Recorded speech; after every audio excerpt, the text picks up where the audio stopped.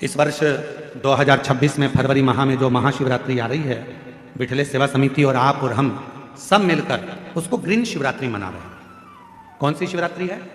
Green Shivratri, हरित Shivratri. Green Shivratri का मतलब यह है कि शिवरात्रि के दिन पूरे दुनिया में जितने भी शिव भक्त हैं, भगवान शंकर के उपासक हैं, 2026 में फरवरी महीने में 3 दिन तक शिवरात्रि के 2 दिन पहले से एक छोटे से बेल वृक्ष की, बेल के पौधे की, बेलपत्री के पौधे की पूजन करो। शंकर जी के मंदिर में उसकी आराधना, अपने घर के अंदर उसकी आराधना करो। और शिवरात्रि के दिन एक साथ पूरी दुनिया में, पूरी पृथ्वी पर करोड़ों लोग एक साथ बेलपत्री का पौधा जहां तुमको मौका मिल जाए वहां लगाना और रोज प्रतिदिन उसमें जल चढ़ाना, जिससे वो पौधा बड़ा होगा। अपन मर भी जाएंगे तो अपने हाथ का लगा हुआ वो पौधा पेड़ बनेगा और उसकी बेलपत्र शिव जी को चढ़ती रहेगी और अपना आनंद पाते। इसलिए उसको ग्रीन शिवरात्रि का, ग्रीन शिवरात्रि का ये अवसर 2026 में जो फरवरी के महीने में महाशिवरात्रि आ रही है, उसको संपूर्ण दुनिया, संपूर्ण विश्व उस शिवरात्रि को ग्रीन शिवरात्रि के रूप में माने। लगाओ एक एक पौधा, भगवान शंकर के नाम का बेलपत्र के पौधे का स्मरण करो, लगाओ। अपने जीते जी एक पौधा लगा कर जाओ, जिससे मरने के बाद हम शंकर की पूजा नहीं कर सकते तो हमारा लगाया हुआ वो पेड़ बेलपत्री का, उस वृक्ष की पत्ती टूटकर शंकर जी को चढ़ेगी। अब ये तुम बेलपत्री लेके आए हो, ये बेलपत्री तुम लेके आयो, शंकर जी को चढ़ाया, मेरी जीजियां सिर पे पल्लू ले लेके और बेलपत्री बड़े प्रेम से चढ़ा रही थी, तो हम उनका मुंह देख रहे थे। तो हम सोच रहे थे, ना जाने कहां कहां के पेड़ की, ना जाने किस किस ने पेड़ लगाया होगा, भगवान जाने जिसने पेड़ लगाया होगा उसकी बेलपत्र टूटकर शिवपोथी पर आ रही है। ये चढ़ाने वाले तो धन्य हैं, पर इनसे ज्यादा धन्य है वो व्यक्ति जिसने ये पेड़ लगाया था, जिसकी बेलपत्र शिव जी।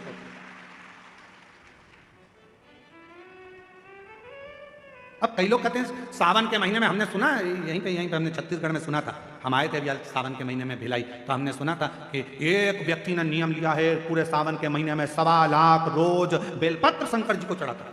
1.25 लाख! हमने कई बार मिला उसको जो 1.25 लाख बेलपत्र शिव जी को चढ़ाता है। फिर वो आया शाम को मिलने के लिए, हम जहाँ अग्रवाल धर्मशाला में रुके थे, जितेंद्र जी, हम जहाँ अग्रवाल धर्मशाला में रुके में 1.25 लाख बेलपत्र चढ़ाने वाला आया, यहीं छत्तीसगढ़ का। फिर हमसे मिला, हमने उसको प्रणाम किया, हमने कहा धन्य आप, 1.25 लाख बेलपत्र चढ़ाते हो शंकर भगवान को? हाँ गुरु जी, और आज से नहीं चढ़ा रहा हूँ, 5 साल हो गए चढ़ाते चढ़ाते। हमने कहा ठीक है, अब ये बताओ 1.25 लाख बेलपत्र आप शिव जी को चढ़ाते हो, आपने कितने बेलपत्री के पेड़ लगाए? उसने कहा गुरु जी पेड़ तो एक भी नहीं लगाया, पेड़ एक भी नहीं लगाया। 1.25 लाख बेलपत्र का अभिषेक कर रहा हूं, 1.25 लाख बेलपत्र शंकर जी को चढ़ा रहा हूं, 1.25 लाख बेलपत्र का अनुष्ठान कर रहा हूं, सावन के महीने में मैं शंकर भगवान को प्रसन्न कर लूंगा। अरे लंकापति रावण से सीखो, उसने किसी का सामान शिव जी को नहीं चढ़ाया, खुद की मुंडी काट कर चढ़ा देता था, स्वयं की शीश काट कर शिव जी को देता था। तुम कुछ नहीं कर सकते। 1.25 लाख बेलपत्र का नियम लिए हो तो पहले 1.25 लाख बेलपत्र के लिए कम से कम 2-5 हजार पेड़ तो लगाओ। पेड़ लगाओगे फिर बेलपत्र निकालो, फिर शिव जी को चढ़ाओ। दूसरे के लगे लगाए पेड़ में से दूसरे का फ्रिज खोल कर दूध निकाल कर चाय बना के पी गए तो चोटे कहलाओगे।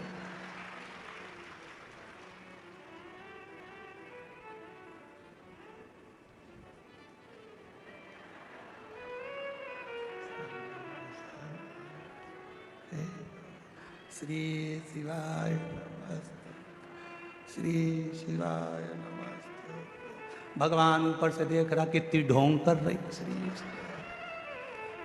बेलपत्री का पेड़ दूसरे का, बेलपत्री का वृक्ष दूसरे का, और भेज दिया लोगों को तोड़ ला। सब तोड़ के इकट्ठी कर ली। और मम्मी जा रही हो कथा में? हाँ आज तो मैं ऊपर भी जाऊंगी स्टेज पे। एक काम करना, बेलपत्र ले जाओ। अब दूसरे की बेलपत्र तोड़ के लाया दूसरा, ये सीढ़ी पे चढ़ती चढ़ती ले आई। भगवान भी सोच रहे काय को आई, बेलपत्र दूसरे का, कौन सा लाभ मिला? तैयारी कर लेना, 2026 में फरवरी महीने में जो महाशिवरात्रि आ रही है, एक छोटा सा पौधा लेकर रख लेना या बीज से लगाकर रख लेना। उसको शिवरात्रि के दिन आप और हम कहीं ना कहीं अपने अपने क्षेत्र में उसको लगाएंगे और उसका फोटो खींचकर तुम हमारे पास भेजना। हम उसको पूरी टीवी पर लगातार करोड़ों लोगों का फोटो कथा में दिखाते रहेंगे और आपका एक पौधा, एक वृक्ष इस पूरी पृथ्वी को, पूरी वसुंधरा को सुंदर बनाएगा। पूरी वसुंधरा। बोलो बोलो, तैयार हो? जम के तो बोलो। पड़ोसन, नहीं नहीं तुमसे नहीं बोल रहा, तुम्हारे पड़ोसी टेंट वाले से पूछ रहा है। उधर वाले तैयार? इधर के पड़ोसी तैयार? बस तो फिर दोनों हाथ उठाकर हारा हारा ग्रीन शिवरात्रि मनाओ। अब की बार 2026 की महाशिवरात्रि ग्रीन शिवरात्रि हो। मेरी वसुंधरा, मेरी पृथ्वी, मेरी भारत माता फिर हरी भरी हो। लोग पेड़ काट रहे हैं, अपन पेड़ लगाएंगे और पूरी वसुंधरा को सुंदर बनाएंगे, प्रकृति को सुंदर बनाएंगे।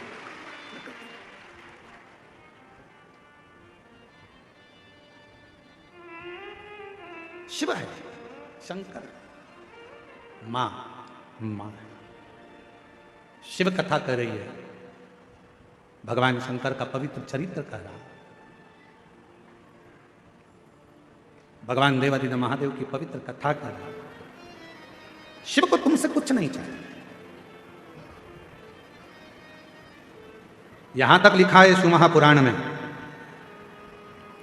मान लो शंकर भगवान को देने के लिए आपके पास में बेलपत्र भी नहीं है, मान लो शिव जी को देने के लिए एक चावल का दाना भी नहीं है, तो शिव महापुराण की कथा कहती है जो शिव जी पे बेलपत्र चढ़ी हो उसी को उठा लो, धो लो, वापिस शंकर भगवान को चढ़ा दो, शंकर भगवान स्वीकार कर लेते हैं।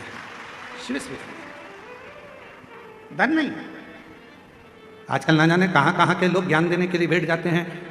थोड़ा सा गूगल पर सर्च मारो, थोड़ा सा यूट्यूब चलाओ, तो लोगों को इतने ज्ञान देने आ जाएंगे। शंकर भगवान को 1.5 किलो सामग्री चढ़ाना पड़ेगी, 1 किलो ये देना पड़ेगा, 2 किलो ये देना पड़ेगा। शंकर भगवान को रिझाना है तो 5 किलो दूध से अभिषेक करना पड़ेगा, आधा किलो दही चढ़ाना पड़ेगा, 1 किलो शक्कर चढ़ाना पड़ेगी। ना ना ना ना, शिव महापुराण में अगर सियोर वाले महाराज के वचन पर विश्वास नहीं है तो गीता प्रेस गोरखपुर की शिव पुराण लेकर आओ, अध्ययन करो, पढ़ो।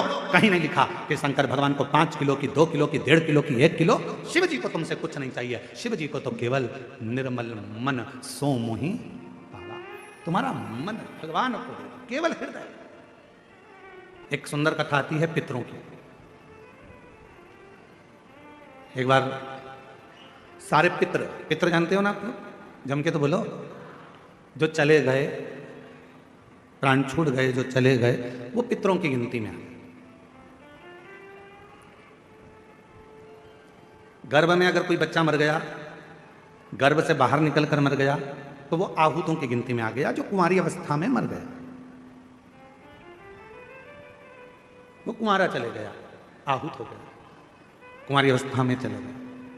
तो पितर, आहूत, ये सब भगवान देवादिदेव महादेव के पास आ गए और भगवान शिव जी के पास आकर खड़े हो गए।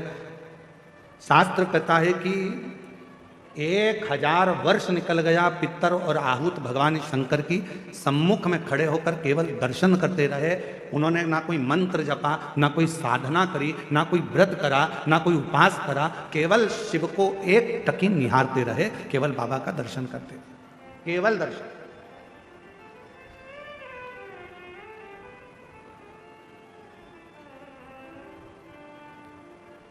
कितना फल है दर्शन का, जरा देखिएगा।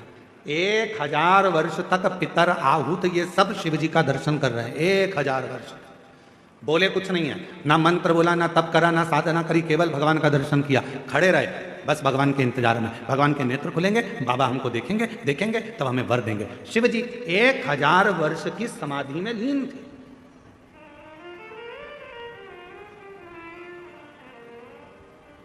और बाबा देवादिदेव महादेव जब 1000 वर्ष की समाधि में लीन थे, नेत्र खुले नहीं थे। आज बाबा ने 1000 वर्ष की समाधि से अपने नेत्र को खोला और 1000 वर्ष के समाधि पर जैसे ही बाबा के नेत्र खुले तो सबसे पहले पितर और आहूत पर भगवान की दृष्टि गई। भोलेनाथ जी का निगाह गया, बाबा ने देखा। शिव जी ने पितरों को बुलाया, आहूतों को बुलाया और बुलाकर पूछा, क्यों भाई, क्या बात है, तुम यहां खड़े हो, क्या बात है? बस देवादिदेव महादेव बाबा पूछने ही वाले थे, इतनी देर में नंदी दौड़कर आ गया। और नंदी दौड़कर आया और आते से ही भगवान भोलेनाथ जी से बोला, प्रभु आपने तो इनको अब देखा है, जितने समय से आप तप कर रहे हो उतने समय से ये बाहर खड़े होकर आपका दर्शन कर रहे हैं, इंतजार कर रहे हैं। नेत्र खुलेंगे बाबा हमें वर देंगे, नेत्र खुलेंगे बाबा हमें वर देंगे। 1000 वर्ष इन पितरों को हो गया, 1000 वर्ष इन आहूतों को हो गया, आपका दर्शन कर रहे हैं प्रभु, आप इन्हें वर दे दीजिए। शिव जी ने पितरों से पूछा तुम क्या चाहते हो, तुम्हें चाहिए क्या? आहूतों से पूछा तुम्हें क्या चाहिए, तुम बोलो। पितर और आहूत दोनों एक ही बात बोले, प्रभु संसार के लोग श्राद्ध पक्ष में हमको जल देंगे। संसार के लोग जब श्राद्ध आएगा, 16 श्राद्ध 16 दिन के आएंगे, तब ब्राह्मण को भोजन कराएंगे, पिंडदान करेंगे, तर्पण करेंगे, श्राद्ध करेंगे, तर्पण में जल देंगे, तब हमको जल प्राप्त होगा, तब हमको भोजन प्राप्त होगा, तब तक हम भूखे रहेंगे। इसलिए प्रभु एक कृपा कर दो कि ऐसी कोई व्यवस्था कर दो कि घर के लोग, परिवार के लोग, कुटुंब के लोग, कोई भी प्रतिदिन या हफ्ते में एक बार कैसे भी उनके माध्यम से हमें जल प्राप्त हो जाए और हम तृप्त हो जाएं। भगवान देवाधिदेव महादेव ने वर दे दिया पितरों को, आहूतों को। क्यों चिंता करते हो? जब संसार का मनुष्य मेरे शिवलिंग पर जल चढ़ाएगा, वो जल बहकर जब नीचे की ओर आएगा और अशोक सुंदरी से स्पर्श कर कर आगे बढ़ेगा, उसी समय पर आपको वो जल प्राप्त हो जाएगा और सारे पितर और आहूत तृप्त होते चले जाएंगे। वो जल आपको वहां प्राप्त होगा। अब कई लोग कहते हैं गुरुजी हमारे यहाँ पितृ दोष हो गए, कोई कहते हैं गुरुजी हमारे यहाँ आहूत दोष हो गया, पितृ दोष हो गया, हमारे यहाँ ये दोष लग गया, हमारे यहाँ वो दोष लग गया। किसी ने बताया कि हमारे यहाँ कोई टोना कर गया, कोई ने बताया हमारे यहाँ कोई टोटका कर गया, कोई ने बताया हमारे यहाँ कोई ने विद्या कर दी, कोई ने कहा हमारे यहाँ ये हो गया। शिव महापुराण की उमा संहिता कहती है, जो भगवान शंकर को जल चढ़ाता है, जल चढ़ाते समय उसके जितने भी दोष हैं, चाहे पितृ दोष हो, चाहे आहूत दोष हो, चाहे वासुक दोष हो, चाहे कालसर्प दोष हो, जितने भी दोष होते हैं वो सारे दोष अपने आप समाप्त होते चले जाते हैं। और याद रखना, जो भगवान शंकर पर चढ़ा हुआ जल थोड़ा सा झेल कर लेकर आता है और अपने घर के दरवाजे पर छींटता है, दुनिया में किसी की सामर्थ्यता नहीं है कि कोई तुम्हारे ऊपर टोना कर दे या तुम्हारे को तकलीफ दे दे। किसी की सामर्थ्यता नहीं। हम तो बाबा के भरोसे चलते हैं, हम तो बाबा के भरोसे चलते हैं। ये दुनिया वाले जलते हैं, ये दुनिया वाले बोलो बोलो जलते हैं। हम तो बाबा के भरोसे चलते हैं, डमरू वाले के भरोसे चलते हैं, काशी वाले के भरोसे चलते हैं, सीहोर वाले के भरोसे चलते हैं, देवघर वाले के भरोसे चलते हैं, डमरू वाले के भरोसे चलते हैं। हम उस पर आश्रित होकर चलें। जब हम पूर्ण आश्रित हो जाएंगे तो वो हमको संभाल। क्या चाहिए मेरे भोले बाबा को?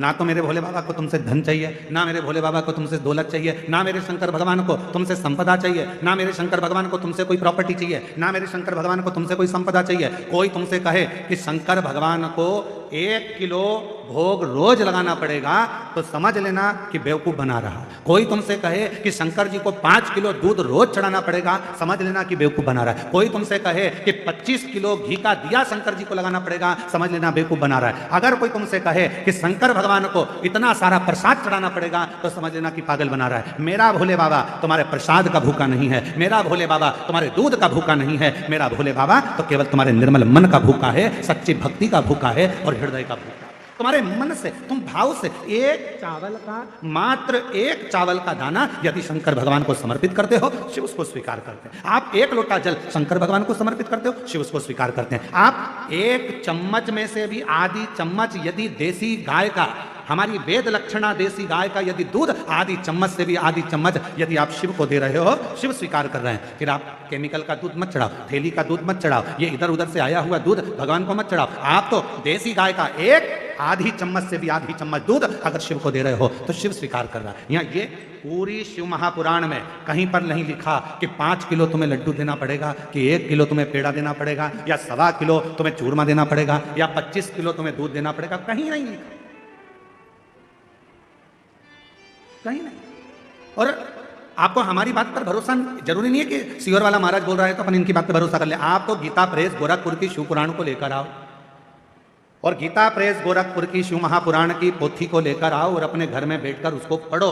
उसमें आप पढ़ोगे तो उसमें कहीं नहीं लिखा कि शंकर भगवान को 5 किलो की, 10 किलो की, 100 किलो की, 25 किलो की, 1.5 किलो की, 2 किलो भगवान को भोग लगाना पड़ेगा। ना ना ना, जो जैसी भावना लाया वो वैसा ही फल पाया, जो जैसी भावना लाया वो वैसा ही फल पाया, नहीं खाली उसे लौटाया वो मन ही मन हर्षाया, और कर दिया माला माल काशी वाले, लुटा दिया भंडार काशी वाले, ओ लुटा दिया भंडार काशी वाले, कर दिया माला काशी वाले। आडंबर में मत पड़ो। कोई तुमसे कहे कि इतना देना पड़ेगा, कोई तुमसे कहे कि हमें भगवान की ऐसी पूजन करना है, इतना रुपया जमा करना पड़ेगा, हमें भगवान की ऐसी आराधना करना है, तुम्हें इतना पैसा देना। ना ना ना ना, भगवान धन से नहीं, भगवान मन से प्रसन्न हो। उसकी प्रसन्नता उसका मन है।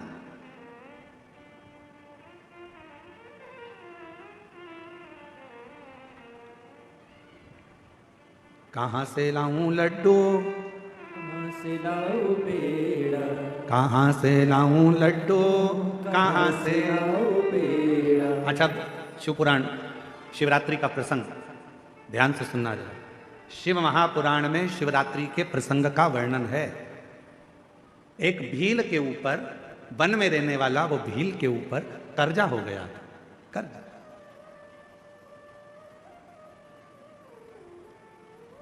पैसे चुक नहीं रहे थे। सेठ जी को गुस्सा आ गया, अपने आदमियों को भेजा और उस भील को पकड़ के घर में लेके आए और एक टूटा हुआ शिव का मंदिर था, उस मंदिर में उसको ले गए और उसको बांध दिया। मंदिर में ले जाकर बांध दिया। जब तक तू हमारा कर्जा नहीं चुकाएगा तब तक हम तेरे को यहां से छोड़ने वाले नहीं। भील रोने लगा, सेठ जी मत मेरे को बांधो, मैं हाथ जोड़ता हूं सेठ जी, मैं आपका पूरा कर्जा चुका दूंगा। सेठ जी मैं आपके पांव पड़ता हूं, मुझे छोड़ दो। आज का पूरा दिन है, आज की पूरी रात है, कल तक मेरा कर्जा चूक जाना चाहिए। कर्जा नहीं चुका तो फिर लाकर बांध दूंगा और मारूंगा। बस वो भील की आंख से आंसू निकलते रहे। पैसा कहां से ला? मैं तो थोड़ा बहुत जीव जंतु को मारकर मांस एकत्रित कर कर लोगों का वो बेच देता हूं और उसी का धन इकट्ठा हो जाता है। अभी तो 8 दिन हो गए, रोज बन जाता हूं पर कोई जीव जंतु भी नहीं मिलता जिसको मारकर मैं उसका मांस बेचूं और मुझे पैसा मिलता है। कहां जा, कहां जा, क्या करूं? रो रहा, आंखों से आंसू बह रहा, नेत्रों से नीर बह रहा। आज पानी की छाजल भरी बेलपत्र के वृक्ष के ऊपर रात्रि के समय चढ़ गए। मालूम नहीं है कि आज शिवरात्रि है, उसको ज्ञात नहीं है कि आज शिवरात्रि है।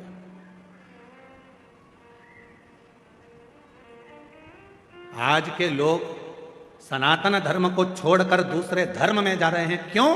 क्योंकि वो सोचते हैं कि उस धर्म में जाएंगे तो वहां हमें बहुत सारा चमत्कार देखने को मिलेगा।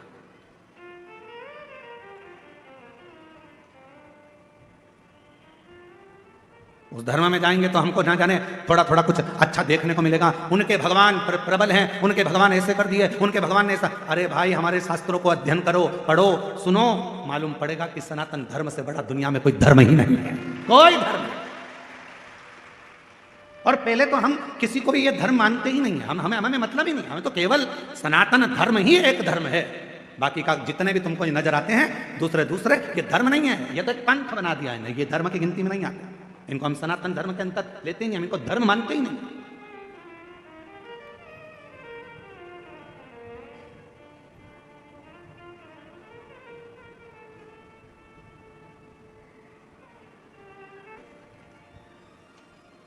व्यक्ति ने देवघर में एक प्रश्न किया, क्यों गुरुजी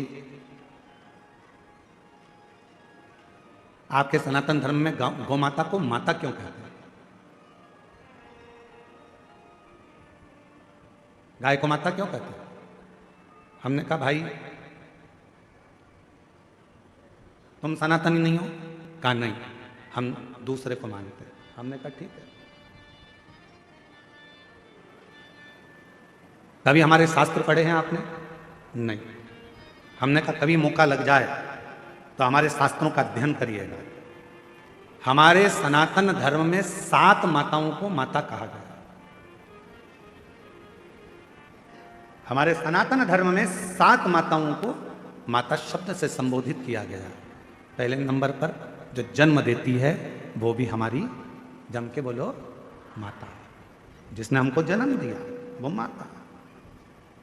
दूसरे नंबर पर जो गुरु होते हैं और गुरु की जो धर्म पत्नी होती है, हमारे शास्त्रों में उनको भी जम के बोलो माता कहा गया।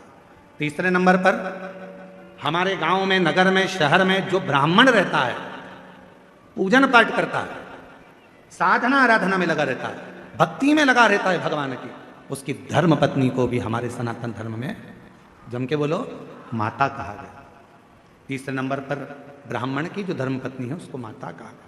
और चौथे नंबर पर राजा, जो नगर का राजा होता है, राज्य का जो राजा होता है, उस राजा की जो धर्म पत्नी होती है, हमारे सनातन धर्म में उसको भी माता कहा गया। महाराज, 5वें नंबर पर हमारे यहाँ जिस गौ माता ने अपने बच्चे के लिए दूध अपने थन में रखा और वो जगत का कल्याण कर रही है, उस दूध को वो अपने बच्चों के साथ साथ संसार के लोगों को भी पिलाकर उनको संतुष्ट कर रही है। भारत की इस पवित्र भूमि पर सनातन धर्म में 5वें नंबर पर उसको भी माता कहा गया है। उसको 6ठे नंबर पर धात्री। कभी कभी किसी माता के बच्चे को जन्म देने के बाद दूध नहीं आता। कभी कभी किसी माता को बच्चे को जन्म दिया माता ने और उसको दूध नहीं आता, तो वो क्या कहती है, मेरा बच्चा भूखा मर जाएगा, कोई इसको दूध पिला दो।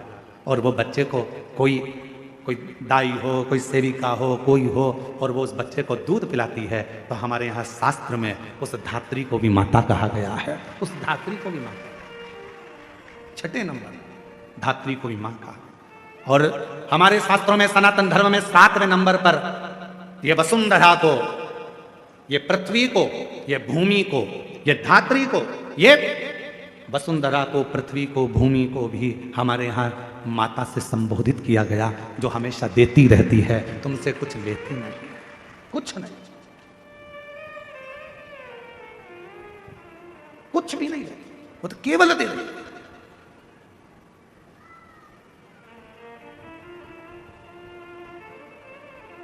उसका काम है केवल देना ही देना। क्या देती है गौ माता? आपसे दरवाजे पर खड़े होकर मात्र 1 रोटी की चाह करती है गौ माता। दरवाजे पर आकर गौ माता कब खड़ी होती है? शिव महापुराण की कथा कहती है, यदि तुम्हारे घर के दरवाजे पर मुख कर गाय तुम्हारे घर की ओर देखती है, गौ माता तुम्हारे घर की ओर मुख कर जब खड़ी होती है और उसकी श्वास जब तुम्हारे घर के अंदर जाती है, तुम अंदर जाकर 1 रोटी लाकर उसको देते हो, उतनी देर में वो खड़ी खड़ी अपनी श्वास को तुम्हारे घर के अंदर छोड़ती है। अर्थात तुम्हारे यहाँ कोई बहुत बड़ा दुख आने वाला था, तो वो गौ माता अपनी श्वास से अंदर शिव की स्तुति करती है, श्वास को छोड़कर जो दुख आने वाला है उसको निगल लेती है, और वो गौ माता को रोटी लेकर तुम्हारे दरवाजे से चली जाती है। चलिए, आज कितना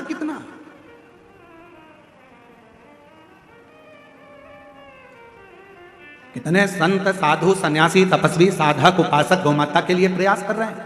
कितने संत लगे हैं, कितने साधु लगे हैं, कितने सन्यासी लगे हैं, जो किसी ना किसी रूप में गौ माता को बचाने के लिए, गौ माता की सुरक्षा के लिए प्रयास कर रहे हैं। क्यों बचाना चाहते हैं? उनको बचाने का केवल एक कारण है कि जो गौ माता जगत में आकर, जिसके अंतर्गत 33 कोटि देवता विराजमान होते हैं, वो गौ माता हमारे घर के सारे दुख को हर लेती है, सारे सुख प्रदान करती है। तो हमारे यहाँ शिव महापुराण की कथा कहती है 7 माता हैं, जो जन्म देने वाली है वो भी माता है, गुरु की जो पत्नी है वो भी माता है, ब्राह्मण की जो पत्नी है वो भी माता है, राजा की जो पत्नी है वो भी माता है, गौ माता को माता कहते ही हैं, और धात्री जो दूध पिलाई है वो भी माता है। और यहाँ शास्त्र कहता है जो पृथ्वी हमेशा देती ही रहती है, जो वसुंधरा हमें प्रदान करती रहती है, वो भी माता है, वो भी। हम इनका ऋण कभी नहीं चुका सकते, हम इनका ऋण नहीं चुका सकते। इनका ऋण चुकाने के लिए बहुत बहुत प्रयास करना पड़ेगा, बहुत प्रयास। कितना सुंदर कहा, एक व्यक्ति कहता है कि गुरुजी मैंने कभी कोई कर्जा नहीं लिया और मरूंगा तो बिना कर्जे के जाऊंगा। अब उसका शब्द सुना तो हमको बहुत तेज हंसी आई। हमने कहा ऐसा तो हो नहीं सकता कि तू बिना कर्जे के चले जाए। हे गुरुदेव, मैंने अपनी जिंदगी में कोई कर्जा नहीं लिया, पर मरूंगा तो बिना कर्जे के मरूंगा, 1 रुपए का कर्जा लेकर नहीं जाऊंगा, किसी का कर्जा लेकर नहीं मरूंगा। पर हमारा तो शास्त्र कहता है कि व्यक्ति बिना कर्जे के मरता ही कहां, मरेगा, अंतिम संस्कार होगा, लकड़ियां शरीर के नीचे लगाई जाएगी। तो इस वसुंधरा का ऋण, इस वन का ऋण, इन वृक्षों का ऋण, इस पृथ्वी का ऋण तेरे माथे पर रह जाएगा। इसलिए निवेदन है, ये मत कहना कि कर्जा लेकर नहीं मरूंगा। कर्जा चुकाना है, मरने से पहले कर्जा चुकाओ, और एक प्रयास जरूर करो कि मरने से पहले एक पेड़ जरूर लगाकर जाओ, एक वृक्ष लगाकर जाओ, तो तुम कर्जे में नहीं रहो, तुम कर्जे से मुक्त होकर मरो। शंकर को प्रसन्न करने के लिए केवल तुम्हारा भाव शुद्ध चाहिए, शुद्ध।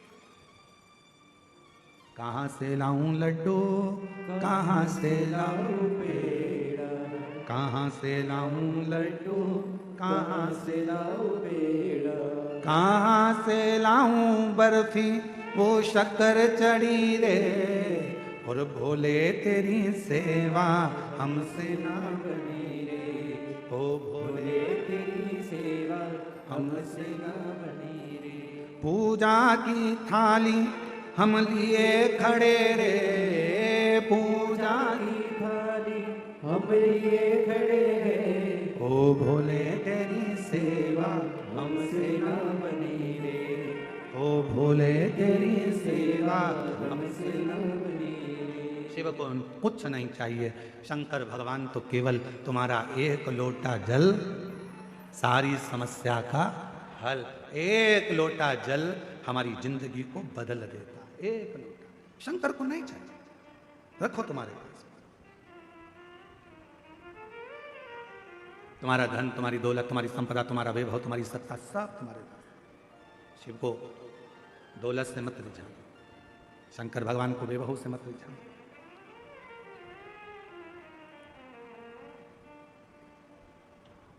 कई लोगों की आदत रहती है कि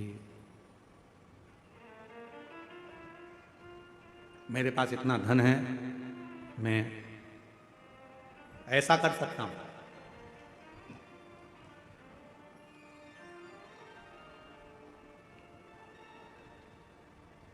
मेरे पास इतना धन है, मैं बहुत कुछ प्राप्त कर सकता हूं। कब, क्या, कहां देगा, ये बाबा ही जानता। बाबा, कभी आप लोगों ने टीवी पर सुना होगा, माननीय छत्तीसगढ़ शासन के जो माननीय मुख्यमंत्री जी हैं विष्णुदेव सहाय जी, उनकी जो धर्मपत्नी है श्रीमती कौशल्या देवी सहाय जी, जब छत्तीसगढ़ में शिव महापुराण की कथा होती थी, आगे जगह नहीं मिलती थी, तो टेंट के पीछे पंडाल में जैसे आप लोग बैठे हो, बहुत दूर दूर तक ऐसे पीछे कहीं बैठकर कथा सुनती थी। और ये हमने नहीं, उनके ही मुख्य शब्द हैं, उन्होंने बताया, और मंच पर भी कई बार बताया, ऐसे ही बैठकर, जैसे आप कथा श्रवण कर रहे हो, ऐसे ही बैठकर कथा श्रवण करते हैं और दिल से भगवान का नाम का उच्चारण करते हैं। हमें याद है जिस समय पर माननीय साय जी मुख्यमंत्री नहीं थे, उस समय पर उनकी आज भी उनकी धर्मपत्नी श्रीमती कौशल्या देवी साय जी डायरी में श्री शिवाय नमस्तुभ्यम, श्री शिवाय नमस्तुभ्यम, श्री शिवाय नमस्तुभ्यम लिखती रहती, लिखती, पहले भी लिखती थी। जब मुख्यमंत्री पद पर नहीं थे उस समय पर भी लिखती थी, और आज भी मुख्यमंत्री पद पर है तो भी श्री शिवाय नमस्तुभ्यम, श्री शिवाय नमस्तुभ्यम पूरी डायरी भर लेती थी। और वो डायरी किताब जब भी हम छत्तीसगढ़ कथा करने आते थे तो वो हमको भेंट करती थी, गुरुजी हमने लिखा है। हम देखते पूरी पुस्तक श्री शिवाय नमस्तुभ्यम, श्री शिवाय नमस्तुभ्यम, श्री शिवाय नमस्तुभ्यम। हमने कई बार पहले भी पूछा कि बहन जी, दीदी एक बात बताओ कि आपको लिखने का समय मिल जाता है? तो उन्होंने कहा गुरुजी ये जो कुछ भी है सब मेरे शंकर भगवान का दिया हुआ है और उनके लिए ही समर्पित है। शिव भगवान देवादिदेव महादेव, भगवान शिव।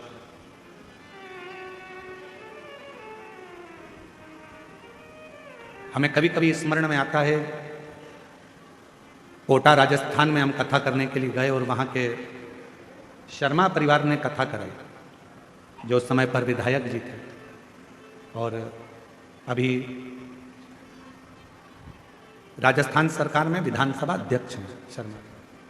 जब उन्होंने कथा कराई तो हमने उस समय पर उनसे पूछा कि ये शिव महापुराण कथा कराने का मन में भाव कैसे प्रकट हो गया? तो उनके शब्द थे शर्मा जी के कि गुरुजी मेरी धर्म पत्नी और हम जितना समय मिलता, जितना भी समय मिल जाए, 10 मिनट, 15 मिनट, आधा घंटा, 20 मिनट, 25 मिनट आपकी कथा रोज श्रवण करते हैं। और बाबा की ऐसी कृपा है कि वो कथा हृदय को छूती है। और आज जो कुछ भी है ये सब शिव का ही तो है, शंकर का ही तो है, शंकर की कृपा से। कहीं पर भी बैठो, बाबा को तुम्हारा धन नहीं, बाबा को तुम्हारी दौलत नहीं। यहाँ पर बालोद वाली प्रतिभा दीदी बैठी हुई हैं चौधरी जी, हमने एक बार उनसे भी पूछा, हाँ ये बेटी, तो हमने इनसे भी कहा कि बाबा की कैसी कृपा। तो ये भी पहले आती थी, इतनी आगे इनको जगह नहीं मिलती थी, सबसे आखिरी में लास्ट में कहीं जगह मिल जाती थी, बैठ जाती थी। तो बाबा ने कृपा कर कर, बाबा तो बाबा है भोलेनाथ, कब किसका हाथ पकड़कर कहाँ बिठा दे ये उसके ऊपर निर्भर करता है। और आज फिर कहते हैं जितेंद्र जी इस पवित्र व्यासपीठ से वर्णन करते हैं, जितने भी शिव भक्त शिव महापुराण की कथा को श्रवण कर रहे हैं, आपने ये पवित्र कथा इस क्षेत्र में आदिवासी वनवासी क्षेत्र में जो कराई है, आज पूरा आदिवासी वनवासी जितेंद्र जी बड़े प्रसन्न हैं आपसे। तो हम तो कहेंगे, आज भी यहाँ कहकर जा रहे हैं, जो जिस भाव से कथा श्रवण करेगा मेरा भोले बाबा तुम्हारा हाथ पकड़कर तुमको किस सिंहासन पर बिठाएगा तुम ही जान सकते, किस सिंहासन। और तेरी कृपा का क्या है भरोसा, कब किस पर हो जाए, जरा सी हम पर कर दो, जरा सी हम पर कर दो। बोलो बोलो बोलो, सब बोलो कच्चे गांव वाले। तेरी कृपा का क्या है भरोसा, कब किस पर हो जाए, जरा सी हम पर कर दो, जरा सी हम पर कर दो। जिस पर भी हो गई तेरी कृपा करुणा वो भव पार हुआ, भव पार हुआ। पापी हो चाहे जितना उसका भी बाबा उद्धार हुआ, उद्धार हुआ। गिद्ध अजामिल गणिका जैसे तेरे मन को भाई, जरा सी हम पर कर दो, जरा सी हम पर कर दो। तेरी कृपा का क्या है भरोसा, अब किस पर हो जाए, जरा सी हम पर कर दो, जरा सी हम पर कर दो। तब कहाँ कैसे कृपा करता है वही जान सकते। कहाँ बैठे हो आप लोग? कोई कहता है गुरुजी आपकी कथा में जगह नहीं मिलती, हम पीछे बैठते हैं, हमको वहां जगह मिलती है, हम लेट आते हैं पीछे बैठते हैं। और कई लोग ऐसे हैं जो आगे बैठने के लिए झगड़ा भी करते हैं, तुम मुझे जानते नहीं हो, मैं उनकी पत्नी हूं।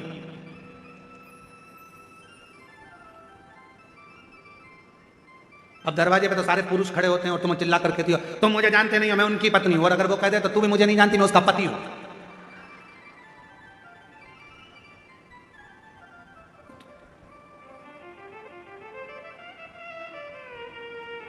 तुम मुझे जानते नहीं हो, अरे क्या झगड़ा करना। आगे बैठने के लिए हमको आगे बैठना है, हमको आगे बैठना, हमको इसी कंपाउंड बैठना, हमको वहां बैठना, हमको वहां बैठना, हमको वहां ना ना ना ना। जहां जगह मिल जाए बाबा के पूरे पंडाल में, जहां तुमको मौका मिल जाए वहां बैठकर दिल से हृदय से बाबा की कथा सुनो। आरती हो, आरती के बाद जब उठो वहां की मिट्टी को अपने मस्तक पर चढ़ाओ, हृदय से लगाओ, बाबा से झोली पसार कर प्रार्थना करो, बाबा मेरे दुख काट देना, बाबा बहुत तकलीफ में हूँ, मेरे कष्टों को मिटा देना, बाबा तेरी कृपा बनाना। सुना है पंडाल में बैठकर कथा सुनने वाले को तो 3 महीने में जो मांगो वो दे देता है बाबा। मैं भी तेरे दरवाजे पर कथा सुनने आई हूँ। हे मेरे भोलेनाथ, कृपा करना, मेरी झोली खुशियों से भर देना, ऐसी कृपा करना। उससे प्रार्थना करो, उससे विनय करो, उससे निवेदन करो। क्या नहीं देगा? हम उस पर आश्रित हो जाएं। तुम कहां बैठे हो, पीछे बैठे, आगे बैठे, दाएं बैठे, बाएं बैठे, तुम्हारी मर्जी पड़े जहां बैठो। भगवान की भक्ति जहां बैठकर करोगे, जरूरी नहीं कि आगे बैठोगे तो ही भगवान सुनेगा, हम साइड में बैठेंगे तो भगवान सुनेगा, भगवान के सामने बैठेंगे तो भगवान सुनेगा। नहीं, एक छोटी सी चींटी भी अगर पुकारती है तो परमात्मा दौड़ कर आता है। एक जीव भी कष्ट भोगता है, शिव को पुकारता है तो शिव आते हैं। यहाँ कांकेर में कथा करी थी, जैन साहब कहीं बैठे हैं, कहाँ हैं? देव कुमार जी जैन, हाँ ये बैठे। कोकपुर में क्या कथा बाजी थी? सुबह हम कथा बाजते थे, शाम को भालू बाजते थे।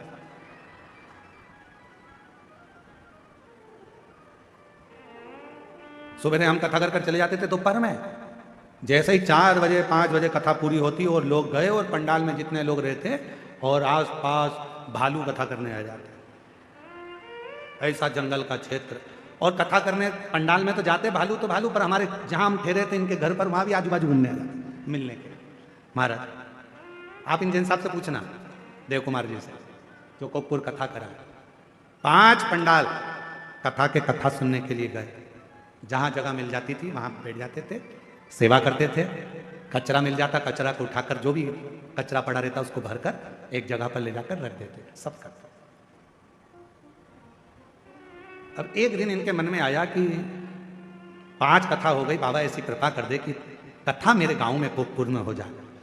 5 पंडाल कथा लोग सुनते हैं, और छत्तीसगढ़ वालों की तो किस्मत इतनी ज़्यादा प्रबल है कि इनको 5 कथा सुनने के लिए छत्तीसगढ़ छोड़ना ही नहीं पड़ता, छत्तीसगढ़ में 5 कथा मिल जाती है। शंकर का आप हृदय से उसको पुकारते हो, वो हृदय से मेरे शंकर भगवान को। दुनिया के लोग कितना भी आडंबर बताएं, दुनिया के लोग दिन भर, कई लोगों की आदत है यूट्यूब पर बैठ जाएंगे, प्रचार कर, अपना स्वयं का प्रचार करने के चक्कर में विचार करते हैं कि हम ये बता देंगे, ऐसा कर लो, शंकर जी को इतना दे चढ़ा देना, शंकर जी को 5 किलो दूध चढ़ा देना, 1.5 किलो प्रसाद चढ़ा देना, 2 किलो ये चढ़ा देना, 10 किलो ये चढ़ा देना। ना ना ना, मेरा भोला बाबा, एक बेलपत्र से, एक लोटा जल से, एक चावल के दाने से, और वो भी ना हो तो 3 बार ताली बजाने से, बम बम बोलने से मेरा वो घरदानी प्रसन्न हो जाता है। उसको तुम्हारा आडंबर नहीं चाहिए, उसको तुम्हारा धन नहीं चाहिए, उसको तुम्हारी दौलत नहीं चाहिए, उसको तुम्हारा वैभव नहीं चाहिए, उसको तो केवल निर्मल मन चाहिए, हृदय। शिव महापुराण की कथा वर्णन कर रही है, शिव तत्व कह रहा है।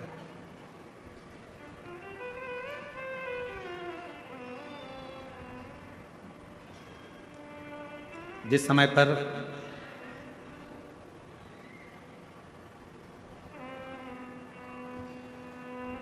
दक्ष प्रजापति के घर में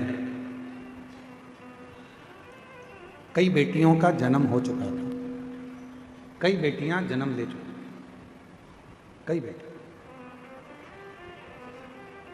बेटों ने भी जन्म लिया।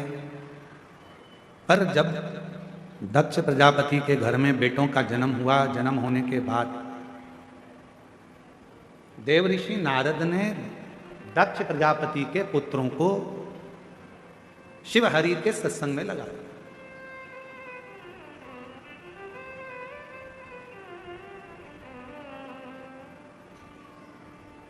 जैसे ही बेटे भगवान देवादिदेव महादेव के सत्संग में, हरि के सत्संग में, भगवान के सत्संग में लग गए, दक्ष प्रजापति को बड़ा गुस्सा आया। और दक्ष प्रजापति को लगा कि मेरे जो बेटे थे, जिनको सृष्टि की रचना के लिए आगे बढ़ाना था, पृथ्वी को सृष्टि की रचना करना थी, वंश बढ़ाना था, और वही भगवान के सत्संग में लग गए, भजन में लग गए।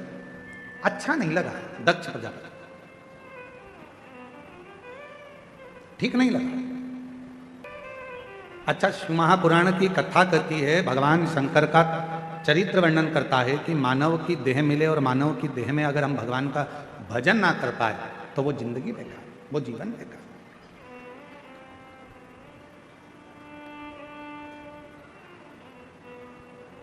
अब भी हाल भूख लग रही है, बहुत तेज भूख लग रही है, और भोजन ना मिले, और वो भोजन मिले तुम्हें रात्रि को 9 बजे, तो वो भोजन किस काम का? बोलो तो जम के, सही है कि गलत है? समय पर भोजन ना मिले तो भोजन किसी काम का नहीं होता। समय पर पानी ना मिले तो वो पानी किसी काम का नहीं होता। समय पर दवा ना मिले तो वो दवा किसी काम की ना, किसी काम। समय पर ऑक्सीजन की जरूरत है और वो ऑक्सीजन ही ना मिले तो वो ऑक्सीजन किसी काम की ना। समय पर सबके पास गाड़ी है और तुम्हारे पास गाड़ी नहीं है, और समय पर गाड़ी ना मिले, कहीं जाना है तुमको, तो फिर वो गाड़ी किसका? समय पर जमीन ना मिले, बंगला ना मिले, तो वो जमीन और बंगला, अब मालूम पड़े बंगला भी मिला, जमीन भी मिली, जब तुम्हारा शरीर थर थर थर थर कांपने लगा, मुंडी भी हिलने लगी, चेहरा पूरा हिल रहा है, हाथ पैर हिल रहे हैं, कमर झुक गई है, और फिर बच्चे कहें कि पिताजी माताजी मैंने तुम्हारे लिए एक जोरदार बंगला बनाया है, बंगले में तुम्हारे लिए एक कमरा बनाया है, कमरे में मैंने तुम्हारे लिए एसी लगाया है, फ्रिज रखा है, ये रखा है, वो रखा है, तो फिर वो कमरा किसका? अच्छा तुमसे पूछे, ईमानदारी से बताना सब, जरा अच्छे से बोलना। इधर वो क्या बोलते हैं, गन्ने को गन्ना बोलते हैं कि ईख बोलते हैं कि शुगर बोलते हैं, क्या बोलते हैं? गन्ना ना। गन्ना खाने का मजा कब है? जब मुख में दांत हो और मालूम पड़े पूरा सोफा सेट ही निकल गया।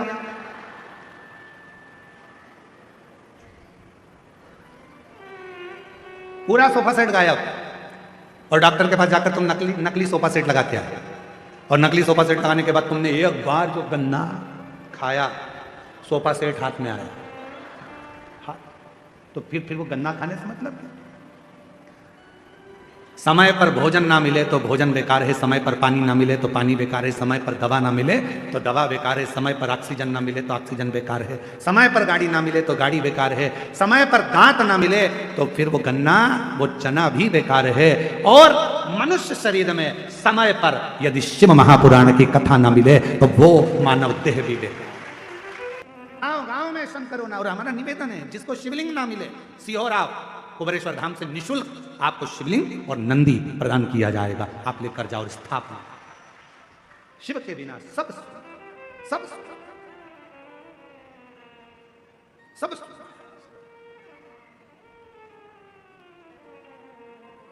हृदय से शिव को, सती मैया के मन में एक भाव आया। दक्ष प्रजापति के घर में जो बेटे जन्मे थे, नारद जी ने उनको भी सत्संग में लगा दिया, वो भी सत्संग करने लगे। दक्ष प्रजापति को बड़ा गुस्सा आया, मेरे बेटों को तुमने सत्संग में लगा दिया। देव ऋषि नारद, मैं तुम्हें श्राप देता हूं, तुम एक जगह पर कभी नहीं टिकोगे, एक जगह पर कभी नहीं रुकोगे। किसी किसी को श्राप लगा होता है, एक जगह पे टिकता ही नहीं, किसी किसी को। किसी ने पूछा क्यों गुरुजी, कथा में सारे देवता आते हैं? हाँ, सब आते हैं। हाँ, तो क्या नारद जी भी आते हैं? हाँ, तो हम कैसे पहचानेंगे कि कथा में नारद जी आए? हमने कहा जो बार बार जाए फिर आए, फिर जाए फिर आए, फिर जाए फिर आए, समझ लेना है इसमें नारद भरा गया। नारद को अलग से ढूंढने थोड़े ना जाओगे, नारद फिर जाएगा, फिर आएगा, फिर जाएगा, फिर आएगा, फिर कोई काम, फिर गया, फिर आया, फिर गया, फिर आया, समझ। तो उसको पहचान जाओ तो सिर पे पल्लू लेके उसके पाँव पड़ लो, नारद तेरे हाथ जोड़ो, बैठ जा, तेरा हाथ जोड़ती, पाँव पड़ती, बैठ जाए। कहाँ इधर उधर भटक रहा, क्यों भटकना? बड़ी मुश्किल से, ना जाने कच्चे गांव वालों ने कौन कौन से पुण्य करे होंगे, कांकेर क्षेत्र वालों ने ना जाने कितने लोटा जल चढ़ाए होंगे, तब जाकर तो ये छोटे से गांव में शिव महापुराण की कथा पहुंची है। और मेरी जीजियों, तुमको देखकर मेरे बाबा पर मुझे आश्चर्य होता है कि मेरे बाबा, शिव महापुराण की कथा में वर्णन आता है कि शंकर की कथा में वही जाता है जिसको भोलेनाथ जी कुछ देना चाहते हैं, वो पहुंच। शिव को आपको कुछ देना होगा, इसलिए बाबा आपको बुला लिया। शिव महापुराण में अगर तुम्हारी ड्यूटी भी लगी है, जितने ड्यूटी में लगे हैं वो भी सोच लेना, शंकर जी जरूर आपको कोई गिफ्ट देना चाहते होंगे, नहीं तो ड्यूटी दूसरे की लगा देते, तुम्हारा नंबर ही नहीं आता। वो तो शिव की करुणा है। महाराज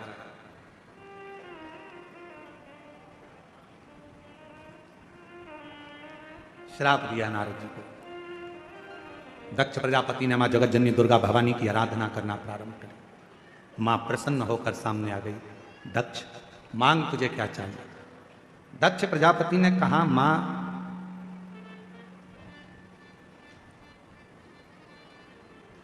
यदि देना चाहती हो तो आपके जैसी एक बेटी का और मेरे घर में जन्म हो जाए, आपके जैसी एक पुत्री मेरे घर में जन्म हो। मां दुर्गा भवानी ने कहा, दक्ष प्रजापति कहाँ तेरे लिए लड़की ढूंढने जाऊंगी तेरे घर में जन्म लेने के लिए, मैं स्वयं तेरे घर में तेरी धर्म पत्नी प्रसूति के गर्भ से मैं स्वयं तेरे घर में बेटी बनकर सती बनकर जन्म, मेरा नाम सती होगा। सती? हाँ। पर सुन दक्ष प्रजापति, तेरे घर में मैं बेटी बनकर जन्म तो ले लूंगी, पर तू मुझे समझ नहीं पाए, बहुत कठिन होता है समझना, बहुत कठिन। बेटा बाप को नहीं समझ पाता है, बाप बेटे को नहीं समझ पाता है, पत्नी पति को नहीं समझ पाती है, पति पत्नी को नहीं समझ पाता है, बच्चे माँ बाप को नहीं समझ पाते हैं, माँ बाप बच्चों को नहीं समझ पाते हैं, बहन भाई को नहीं समझ पाता, भाई बहन को नहीं समझ पाता, पड़ोसी पड़ोसी को नहीं समझ पाता। समझ में व्यक्ति को कब आता है? जब वो चला जाता है तब याद आती है वो था तो ऐसा काम हो जाता था। जीते जी समझो, जीते समझ नहीं रहे। एक पिताजी अपने बेटे को रोज चिल्लाते थे, बनो तो श्रवण बनो, कहां इधर उधर भटकते रहते हो, बनो तो राम बनो, कहां यहां भटकते रहते हो। बेटे को एक दिन गुस्सा आ गया और उसने अपने पिताजी से कहा, क्या पिताजी रोज रोज एक ही बात कहते हो, श्रवण बनो राम बनो, राम बनो श्रवण बनो, राम बनो श्रवण बनो, आज तक तुमने एक बार भी नहीं कहा कि बनो तो कृष्ण बनो। पिताजी ने कहा, बेटा मैं तुझे कृष्ण बनने को भी कह सकता हूं, पर मैं जानता हूं तू भगवान कृष्ण को समझ नहीं सका है।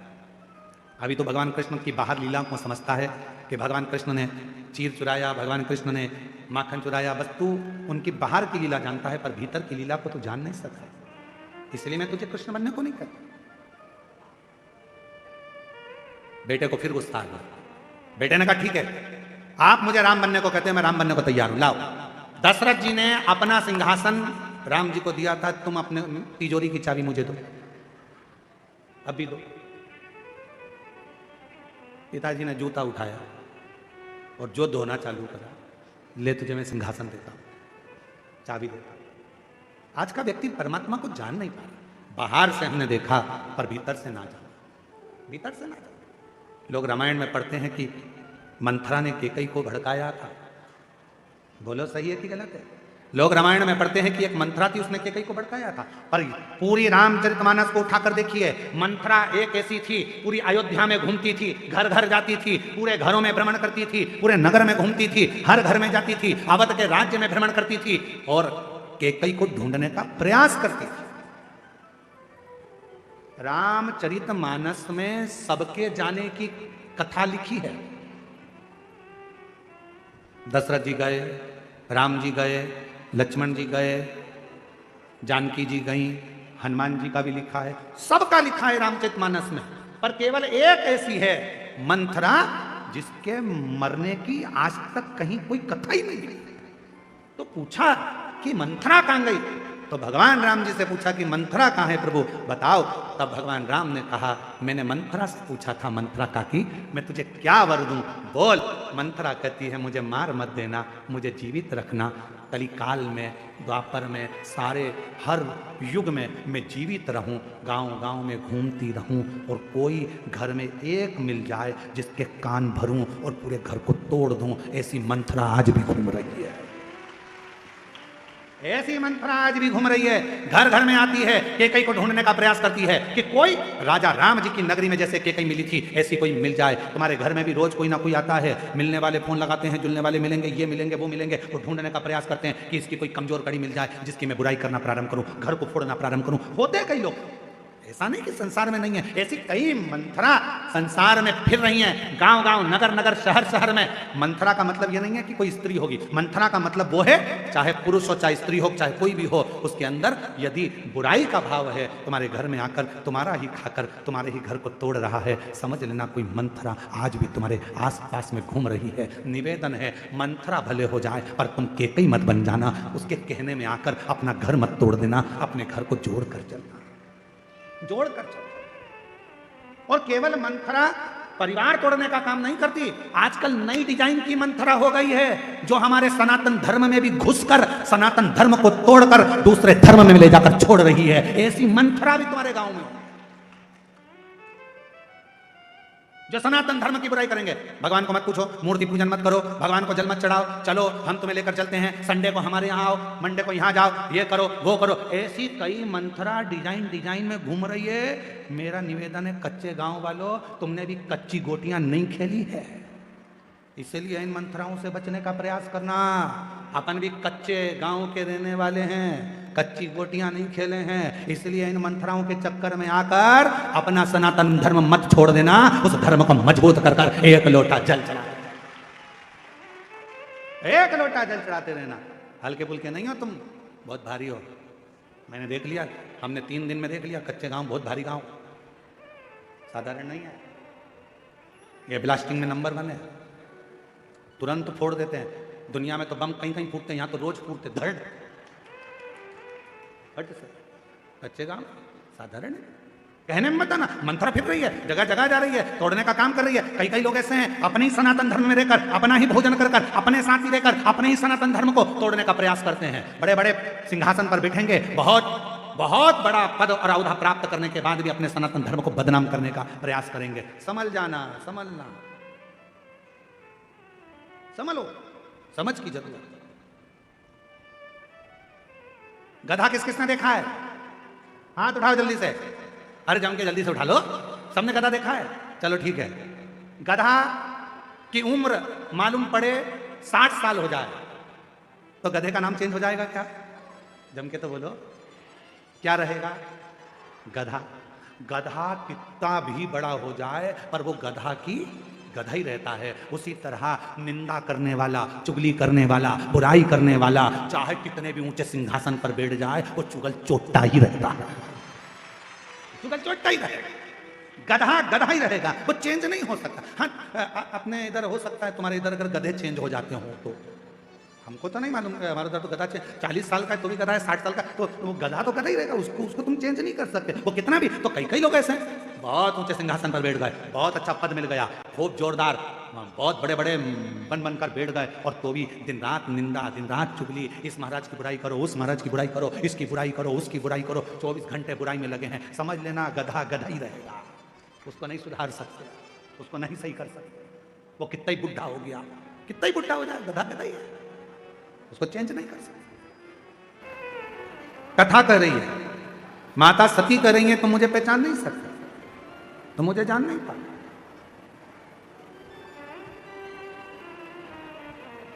तो मुझे जान नहीं पाता। और वही हुआ, सती माता का विवाह भगवान देवादिदेव महादेव से हो गया, पर समझ नहीं। आखिरी में सती माता दक्ष प्रजापति के यज्ञशाला में, यज्ञ कुंड के नजदीक ने अपने प्राणों को त्याग। हिमालय राज के घर में माता सती का जन्म, प्रागट्य हो। मैनावती के गर्भ से मां सती प्रकट हो। कितना कितना कितना कितना पूरे हिमालय राज की नगरी में उत्सव मनाया गया। उत्सव, लोगों के घर में बेटा जन्म लेता है तो उत्सव मनाते हैं, पर हिमालय राज के घर में बेटी का जन्म हुआ तो उत्सव मनाते। क्यों? बेटा एक कुल को तारता है और बेटी 2 कुल को तारती। बेटी अगर जन्म ले तो खूब प्रसन्न होना कि बाबा ने कृपा कर कर हमारे घर में बेटी का जन्म हुआ। बेटी का एक रिसर्च में निकला था, माँ जब बेटे को जन्म देती है तो उसकी उम्र थोड़ी कम हो जाती है। एक रिसर्च में निकला, माँ जब बेटे को जन्म देती है तो एक माँ अपने बच्चे को, बेटे को जन्म देती है तो उसकी उम्र कम होती है, और माँ जब एक बेटी को जन्म देती है तो उसकी उम्र बढ़ती चली जाती है। बेटी जन्म लेती है तो माता पिता को सुख प्रदान करना प्रारंभ कर देती है, सुख देना। पर ना जाने कहाँ की रीति है, लोग बेटी का जन्म होता है तो आंखों में आंसू भर आता है, रोने लगते हैं, बेटी हो गई, बेटी हो गई, बेटी हो गई। अरे भाई प्रसन्न हो, खुश हो, बेटी आई है, हमारे दो कुलों को पार लगा देगी, तार देगी। और मेरा बेटियों से भी निवेदन है कि प्रयास करना, माता पिता आपको खूब पढ़ाएं, खूब उन्नति कराएं, खूब अच्छे कॉलेज भेजें, स्कूल भेजें, पर मेरा बेटियों से निवेदन है आप अपने माता पिता को कन्यादान का मौका जरूर देना, अपने माता पिता से कन्यादान जरूर, भटकना नहीं। जरा सा गाड़ी देखकर, जरा सा धन देखकर, ज्यादा किसी की बॉडी शॉडी देखकर, सुंदर स्वरूप देखकर इधर उधर भटकना नहीं। अपने ही माता पिता जहां चाहें, माता पिता जहां बोलें वहां मंगल विवाह करो। कन्यादान का मौका अपने माँ बाप को जरूर जरूर। कितना सुंदर कहा है।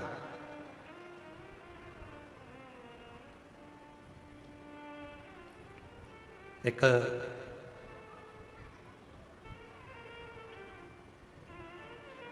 शिव महापुराण में एक बड़ा सुंदर भाव आया है। मां सती, भगवान माता पार्वती और भगवान शिव का एक बड़ा सुंदर संवाद है।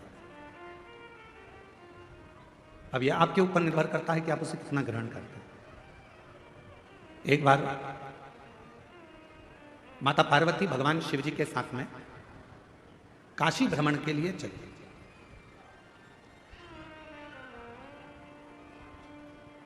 नंदी पर बैठकर मां पार्वती जी बाबा भोलेनाथ जी के साथ चले।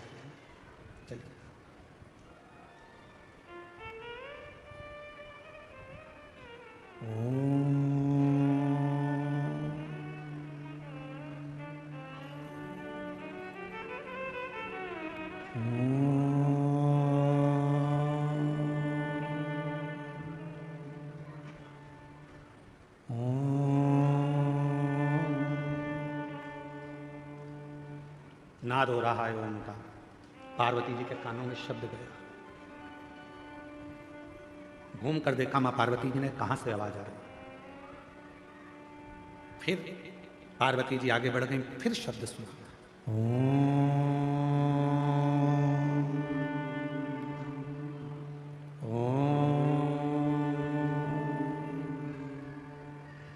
फिर चली। पार्वती जी ने नंदी को रोका, नंदी रुको, जरा ठहरो नंदी। रुका नंदी। शिव जी ने पूछा पार्वती क्या बात है, तुमने नंदी को क्यों रोका है? पार्वती जी कहती है मुझे कोई मंत्र का जाप कर रहा है, कोई मंत्र बज रहा है, और कोई मंत्र का जाप कर रहा है, इसलिए मेरा मन कर रहा है कि एक बार उसको देखूं तो सही कौन मंत्र का जाप कर रहा है। सब दूर मां जगत जननी माता पार्वती ने भ्रमण किया, जपने वाला नहीं मिला। फिर नाद हुआ,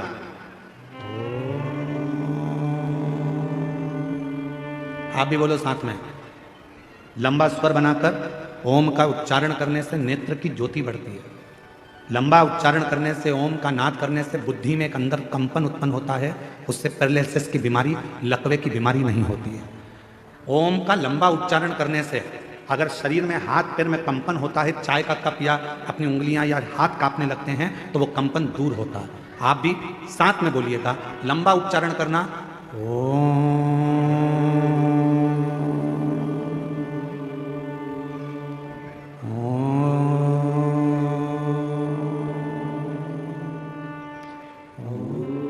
लंबा उच्चारण करते हुए, वाणी को स्थिर करते हुए, नेत्र को बंद कर कर हृदय के अंदर झांकते हुए उच्चारण करेंगे। लकवे की बीमारी नहीं होगी, पैरालिसिस नहीं होगा, हाथ का कंपन दूर होगा और बुद्धि तीव्र होगी। साथ में बोलते चले,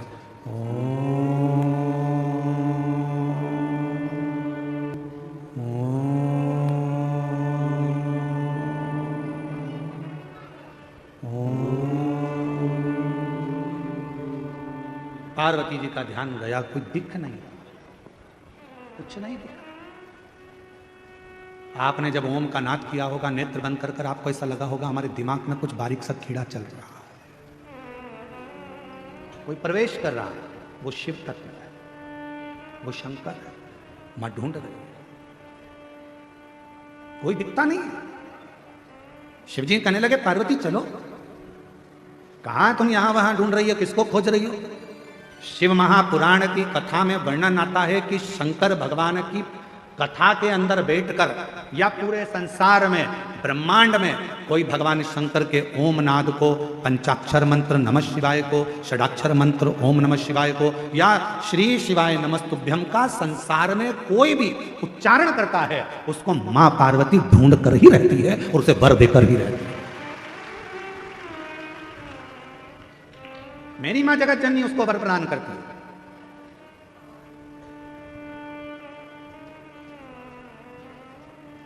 कितना सुंदर कहा है काली पुराण में, मां काली पुराण में एक वर्णन आता है, जब रक्त बीज को मारने का समय आता है तो मां काली पुराण में वर्णन आता है कि मां आद्य शक्ति से पूछा गया, ये इतने विकराल असुर हैं, राक्षस हैं, इनका संहार तुम्हें करना है तो तुम इनको कैसे मार सकती हो? तो मां आद्य शक्ति, काली पुराण में वर्णन आता है कि मां आद्य शक्ति ने कहा, जब मैं किसी एक मंत्र को पकड़ लेती हूं और उस मंत्र का बार बार उच्चारण करती हूं तो वो मंत्र मुझे अंदर से शक्ति प्रदान करता है और रक्त बीज जैसे राक्षस तो यूं ही मर जाते हैं, असुर संहार हो जाता है।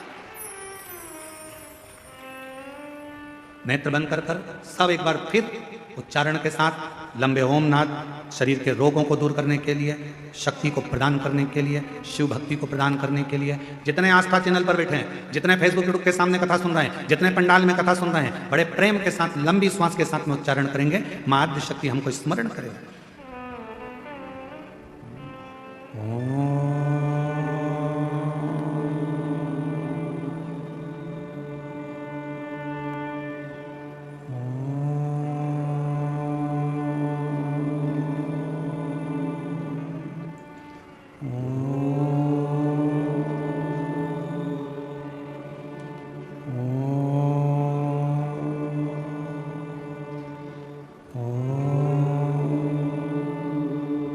धीरे धीरे अपने नेत्रों को खोलें, शिव नाम का स्मरण सुख प्रदान कर,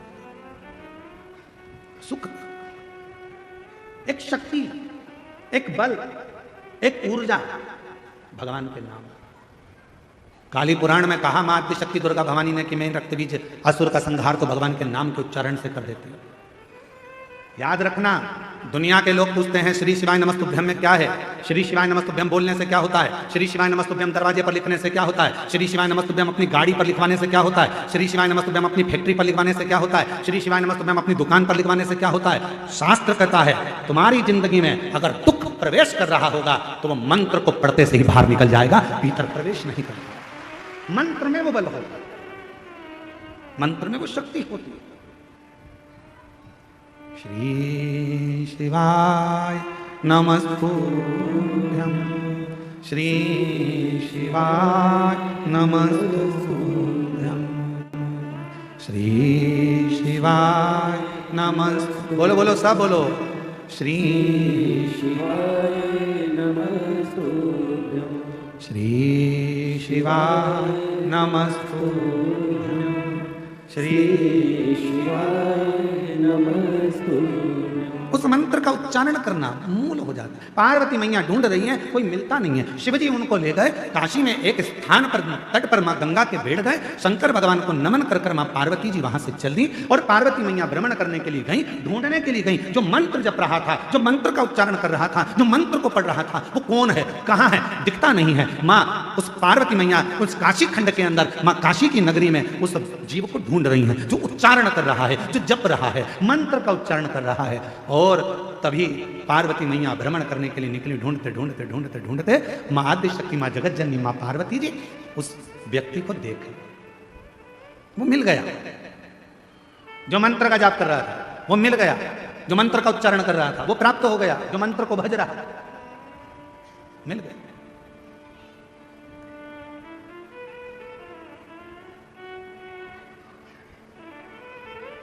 शिवजी से पार्वती जी ने विनय करी, मैंने उसको ढूंढ लिया है जो मंत्र पढ़ रहा था, जो मंत्र का जप कर रहा था, मैंने उसको ढूंढ लिया। बाबा चलो एक बार उस पर भी कृपा कर दो, जो मंत्र का जप कर रहा था उस पर करुणा कर दो।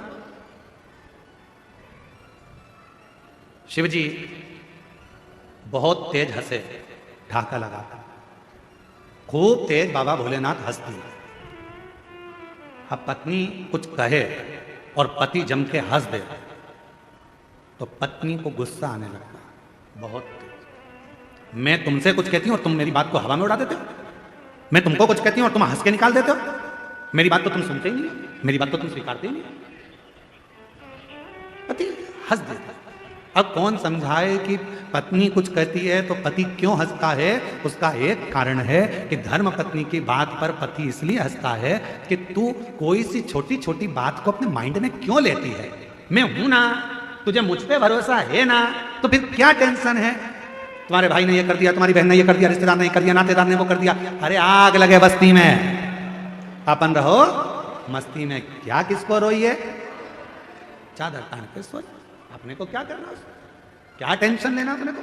पर तुम्हारे भाई ने ये कर दिया, तुम्हारी बहन ने ये कर दिया, तुम्हारी मम्मी ने ये कर दिया, तुम्हारे पिताजी ने ये कर दिया, इसलिए पति उसको हंसी में टालना चाहता है, इसलिए पति हंस देता है, इसलिए पति मुस्कुरा देता है, उस बात को निकालना चाहता है। क्योंकि अगर बात बढ़ेगी तो विवाद होगा, विवाद होगा घर टूटेगा, परिवार टूटेगा। जितना भगवान चाहे उतना तो कम से कम निभा ले। परमात्मा से प्रार्थना करो।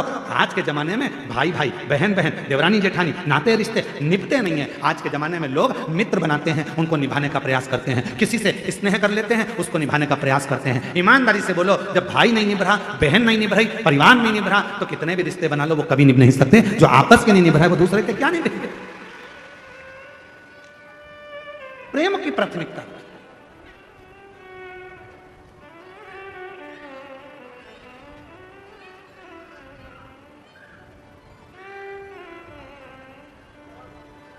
हमारे यहां कुबेरेश्वर बाबा के पवित्र धाम में कई लोग आते हैं, साथ में बर्तन भी लाते हैं, आटा भी लाते हैं, दाल भी लाते हैं, चावल भी लाते हैं, और पीछे बेलपत्री की जहाँ वाटिका है, वहाँ जहाँ बट वृक्ष है, वहाँ कहीं पर भी बैठकर अपना भोजन बनाते हैं, खाते हैं, परिवार के साथ बैठकर भोजन करते हैं।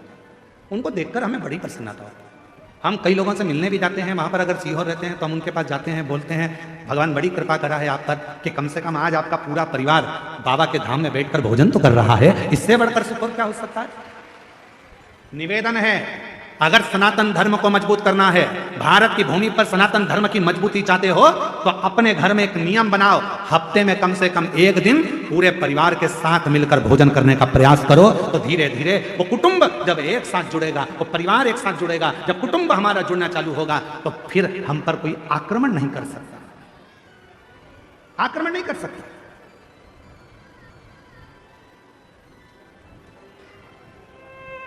पहले ऐसा नियम था, जिसका बड़ा घर होता था ना, उससे लोग झगड़ा कम करते थे। पहले देख लेते थे कितने भाई हैं, 9, उनके बच्चे कितने हैं, सबके मिला के 12। पहुंच मत जाना, ढूंढ देंगे पकड़ कर, चले मत जाना। देखते थे बड़ा परिवार है, झगड़ा नहीं करना, बड़े परिवार है, लड़ना नहीं है, बड़ा परिवार है, इनकी बहुत दूर दूर पहचान है, वहाँ वहाँ वहाँ सब भाइयों की, एक की ससुराल उसकी यहाँ है तो एक की ससुराल उसके यहाँ है, 9 तो यही है, ससुराल वाले गिन लो तो ऐसे 150 200 है। भीड़ मत जाना, लड़ मत लेना। विचार लड़ाई ना हो, परिवार में, कुटुंब में एकजुटता रखिए, थोड़ा जुड़ने का प्रयास करो, थोड़ा जोड़ने का प्रयास करो। अब शिव जी मुस्कुरा दिए, भगवान शंकर बहुत तेज ठाका लगाकर हंसे, और बाबा देवादिदेव महादेव ने जैसे ही ठाका लगाकर हंसे, शंकर भगवान जैसे ही हंसे तो पार्वती जी को थोड़ा सा गुस्सा आ गया। पार्वती जी ने कहा, प्रभु मैं इतनी जरूरी बात आपसे कर रही हूं और आप हंस रहे, आप मुस्कुरा रहे। भगवान भोलेनाथ जी ने कहा, पार्वती तू क्या कहना चाहती है मैं जानता हूं। तो पार्वती जी ने कहा, बताओ क्या कहना चाहती है। शिव जी कहने लगे, पार्वती तू कहना चाहती है कि वो जो मंत्र जप रहा है उसको वर प्रदान करने चलो, उसको आशीर्वाद देने चलो। पर पार्वती मैं उसको वर प्रदान करने नहीं जाऊंगा, मैं उसको आशीर्वाद देने नहीं जाऊंगा। पार्वती जी कहने लगी, ऐसा तो हो नहीं सकता, आपको चलना तो पड़ेगा। पार्वती जी कहने लगी, क्यों नहीं जाओगे। शंकर भगवान बोले, पार्वती बात इतनी सी है, जो वो मंत्र का जप कर रहा है, ओम का उच्चारण तो वो सही कर रहा है, पर मंत्र के बीच में एक त्रुटि कर रहा है। ओम का उच्चारण सही कर रहा है, पर मंत्र के बीच में एक त्रुटि कर रहा है। उस त्रुटि में वो मंत्र जप रहा है अमर होने का, और उस मंत्र में एक त्रुटि है, एक गलती है, जिसके कारण वो मांग रहा है अमर होना, दिल से चाहता है अमर होना, पर मंत्र में गलती के कारण वो बोल रहा है कि मैं अभी मर जाऊं। एक गलती हो रही है उसके मंत्र में, एक त्रुटि हो रही है उसके मंत्र में, वो मृत्यु को मांग रहा है और भजन कर रहा है अमर होने का, तप कर रहा है अमर होने का, साधना कर रहा है अमर होने का, और मंत्र पढ़ रहा है मरने का। अब तुम बताओ क्या करूं? तो पार्वती जी बोली, भोलेनाथ जी ये तो बहुत बड़ी बात हो गई, आप कुछ मत दो उसको, चलो आप तो हमारे साथ वापिस कैलाश चलो। शिव जी कैलाश पहुंचे और भगवान देवाधिदेव महादेव जैसे ही कैलाश पहुंचे, पार्वती जी चुप चुप रहने लगी, बोलती नहीं थी, बहुत मौन रहती थी। मौन रहती तो एक बार षडानंद कार्तिकेय जी ने पूछ लिया, मैया क्या बात है, तुम बोलती क्यों नहीं हो, आजकल बहुत चुप रहती हो। गणेश जी ने पूछा, माँ आप बोलती नहीं हो, बहुत चुप रहती हो, कुछ बोलती नहीं हो। शंकर भगवान को मालूम पड़ा कि पार्वती कुछ बोलती नहीं है, आजकल चुप रहने लगी है। तब शिव जी ने पूछा, पार्वती बात क्या है, जिस दिन से तुम काशी से आई हो उस दिन से तुम मौन हो, चुप हो, कुछ बोलती क्यों नहीं हो। तब पार्वती जी ने कहा, स्वामी मेरे मन में एक संशय है। क्या संशय है पार्वती? मेरे मन का संशय यह है स्वामी कि वो जो काशी में जप रहा था, मंत्र गलत पढ़ रहा था और मांग सही रहा था, ऐसे ना जाने संसार में कितने लोग होंगे। महाराज भोले बाबा, आपके डमरू की नाद से, आपके गंगा की धार के जल से करोड़ों करोड़ों मंत्र बने हैं। शिवजी से कह रही है मां पार्वती की सबसे ज्यादा दुनिया में अगर कोई मंत्र प्रकट हुए हैं तो शंकर भगवान आपके द्वारा प्रकट हुए हैं। इतने करोड़ों मंत्र लोग अगर बोलेंगे उसमें कोई त्रुटि होगी तो विचारों का क्या होगा। इसलिए कुछ कृपा करो, कुछ कृपा करो। शिवजी ने कहा, मांग तुझे क्या चाहिए पार्वती। पार्वती जी कहती हैं, प्रभु बस ऐसी कृपा कर दो कि कोई कैसा भी जपे, गलत भी जपे, चाहे सत्य भी जपे, सही भी जपे, चाहे वो गलत भी जपे, तो भी उसको नरक ना भोगना पड़े, वो आपके धाम सारी कामनाएं प्राप्त कर कर आपके धाम में पहुंच जाए। ऐसा बस इतना सबर। शिव जी ने कुछ बोला नहीं, चुप रहे। अभी तक मां पार्वती जी चुप थी, भगवान भोलेनाथ चुप हो गए, बोले नहीं। और मंत्र जपने वाले दुनिया के लोग मंत्र जप रहे। ओम नमः शिवाय, ओम नमः शिवाय, ओम नमः शिवाय, नमः शिवाय, हरिहर नमः शिवाय, गोरा नमः शिवाय, हरिहर नमः शिवाय, गोरा नमः शिवाय, ओम नमः शिवाय, ओम नमः शिवाय। जपने वाले जप रहे हैं, भजन करने वाले भजन कर रहे हैं, मंत्र बोलने वाले मंत्र कर रहे हैं, साधना करने वाले साधना कर रहे हैं। शिवजी मौन हो गए, पार्वती जी से रहा नहीं गया। भोले बाबा के पास एक लोटा जल चढ़ाकर बोली, आप चुप हो जाओगे तो हम कहां जाएंगे, कृपा करो, कुछ तो करुणा करो। शिवजी ने कहा, पार्वती क्या दूं मैं, क्या क्या बस कृपा कर दो, थोड़ी सी, थोड़ी सी। आप तो दयालु हो। पार्वती जी ने कहा, मैंने मेरे पिता हिमालय राज के मुख से सुना था, शंकर भगवान के शिवलिंग का भी अगर कोई स्पर्श ना कर पाए, पार्वती जी कह रही हैं, हिमालय राज के मुख से, मेरे पिता के मुख से सुना था, यदि कोई भगवान शंकर के मंदिर में जाकर भगवान शंकर के शिवलिंग का स्पर्श भी ना कर पाए, और यदि वो अपने घर से एक लोटा जल लेकर जाए और दोनों हाथों से जब उस लोटे को पकड़ता है, एक लोटे जल को वो जब दोनों हाथों से पकड़ता है, तो उसके हाथ की रेखाएं कितनी भी विपरीत हो, जल चढ़ते से ही वो रेखा सीधी हो जाती है। कितनी भी विपरीत क्यों ना, सारी समस्या का हल एक लोटा जल। स्पर्श भी ना कर पाए तो कोई बात नहीं है, आप भगवान शंकर के शिवलिंग पर जल चढ़ाने के लिए जब लोटा भरकर लेकर जाते हैं, अपना हाथ में, अपने घर से जब लोटा लेकर जाते हैं जल चढ़ाने के लिए, उस लोटे पर अपना हाथ आता है। देखो हाथ के निशान बड़े काम आते हैं, बड़े काम।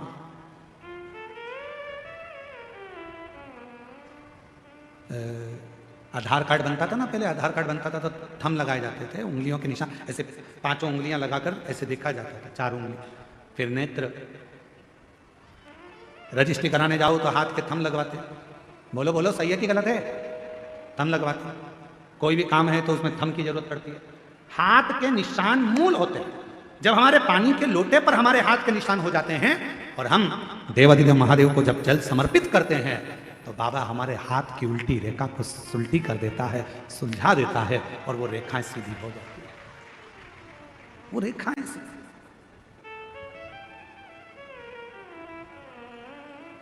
क्या नहीं देखा, क्या नहीं पढ़ा? कोई तुमसे कहे कि तुम ये मत बोलो, वो मत बोलो, उनसे कहना तुम हमको कुछ मत बोलो। हमें जो बोलना है हमारे शंकर भगवान को कहेंगे, शिव जी हमारे पिता हैं,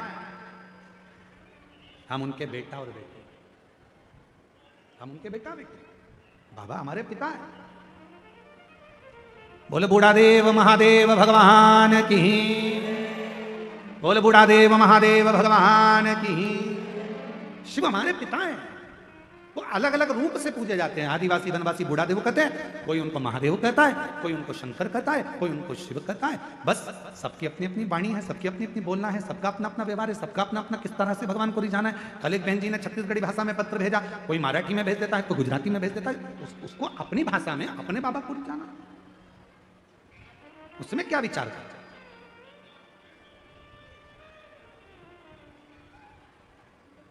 शिव नाम कैसे भी जपो, भगवान शंकर का कैसे भी भजन करो।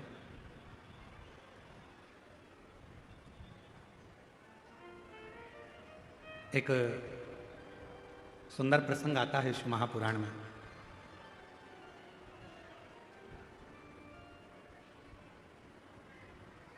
कि भगवान शिव के तेज पुंज से, मां गंगा जी के जल से 6 पुत्रों का जन्म हुआ। उन 6 पुत्रों को कृतिकाओं ने पाल पोस कर बड़ा करा तो उनका नाम कार्तिकेय। कार्तिकेय कौन? भगवान शिव के पुत्र। कहते हैं जब व्यक्ति के जीवन में कोई राह नहीं सूझ रही है, कोई मार्ग नहीं मिल रहा हो, तब ये शिवलिंग है, जरा समझिएगा।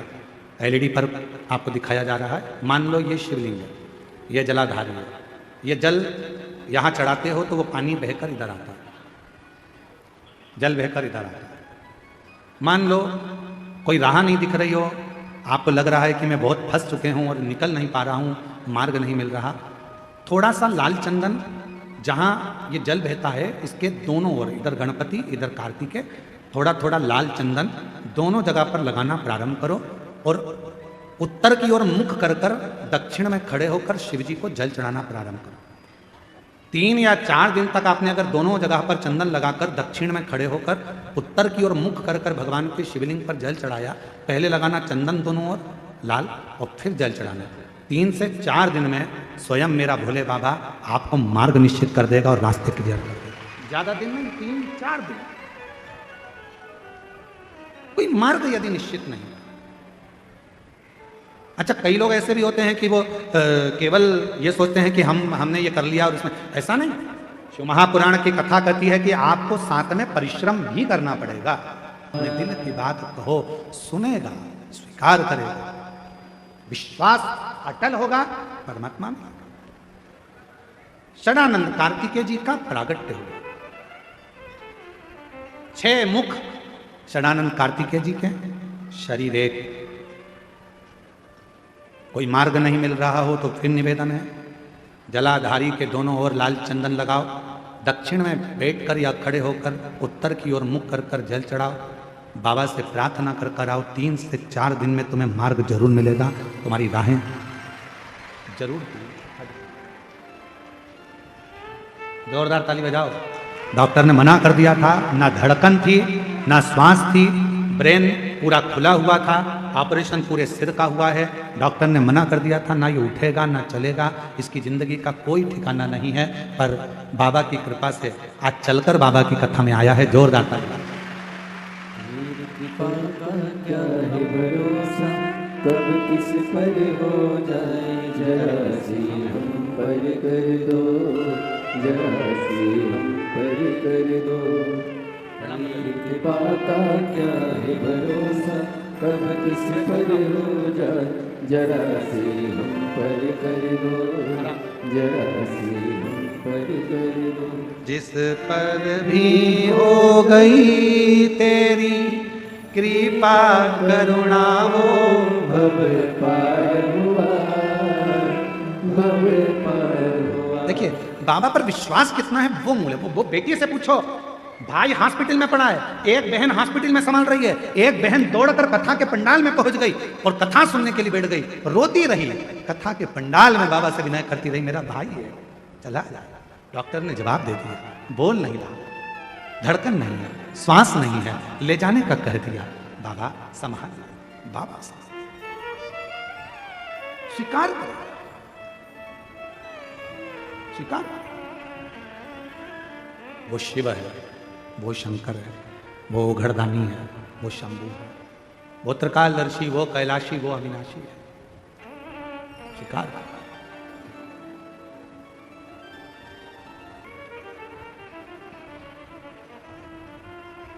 कार्तिक के बाबा से मां अम्बा जगदम्बा माता पार्वती जी ने बुलाया। जगत जननी पार्वती जी ने कहा, षडानंद तुम्हारे जन्म का एक कारण है,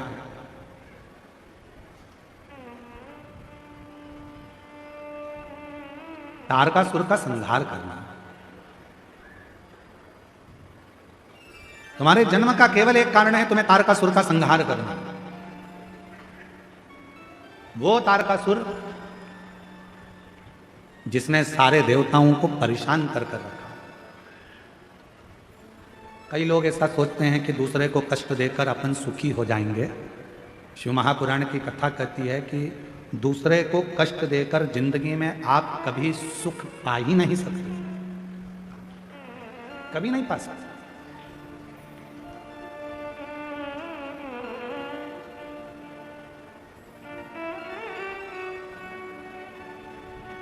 ट्रेन में सफर करा है आप लोगों ने? अरे बोलो तो जम के, करा है सबने?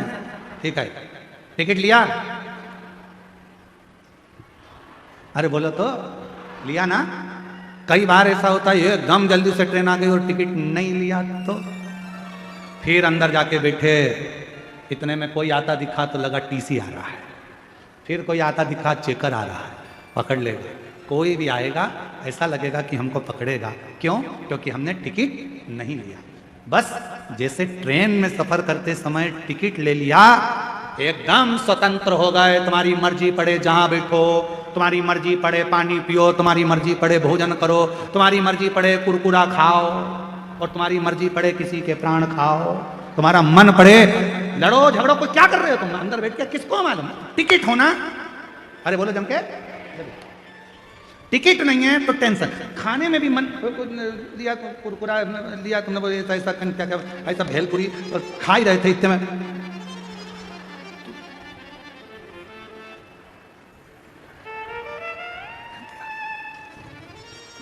टिकट वाला है, टिकट वाला है नहीं है, फिर खाने, फिर थोड़ी देर बाद टिकट था तो आराम से खाओ, टिकट था आराम से बैठो, टिकट था आराम से पानी पियो, टिकट था खूब प्रेम से आनंद से खूब गप्पे मारो, खूब बात करो, पर टिकट नहीं है तो तुम स्वतंत्रता से रह नहीं सकते। उसी तरह टिकट है तो स्वतंत्र जिंदगी जी सकते हो, उसी तरह संसार रूपी ट्रेन में अगर बैठे हो और शंकर जी की शिव महापुराण की कथा का टिकट है तो कैसे भी जिंदगी जियो, मस्त, कोई टेंशन नहीं, कोई चिंता नहीं।